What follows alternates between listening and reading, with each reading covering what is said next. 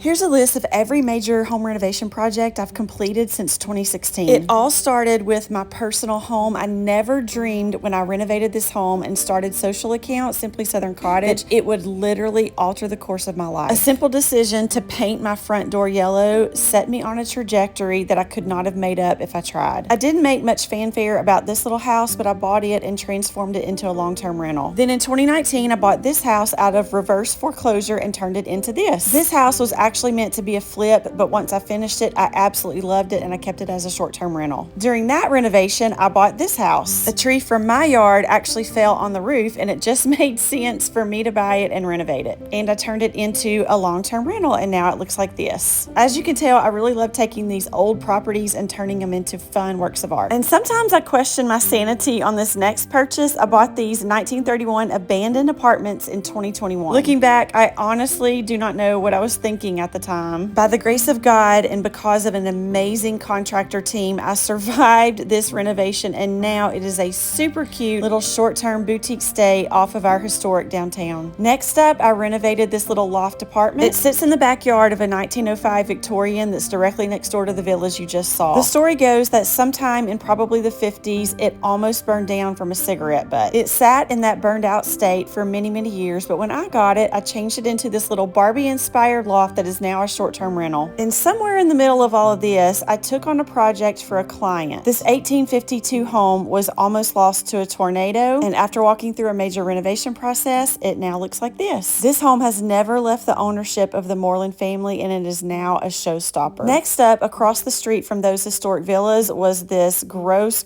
apartment complex. I bought those apartments and transformed them into affordable housing. Going back to that loft apartment, you can see it here in the background. I renovated this 1905 Queen Anne style Victorian home. I actually did it for an episode of In With the Old on Magnolia Network. We still are finishing out this home, but here's what the exterior looks like now. And it wasn't in terrible condition, but it definitely needed a lot of updating. It turned out so beautiful. Across the street from this Victorian, I'm currently working on this 1920 craftsman style home that will be a transitional home for women with children. And that's about everything I've accomplished since 2016. And if you know me, you know I'm not done yet. Make sure you're following Simply Southern Cottage to see what might be next. Then visit MendenStays.com to book your stay at one of my short-term rentals in the friendliest city in the South.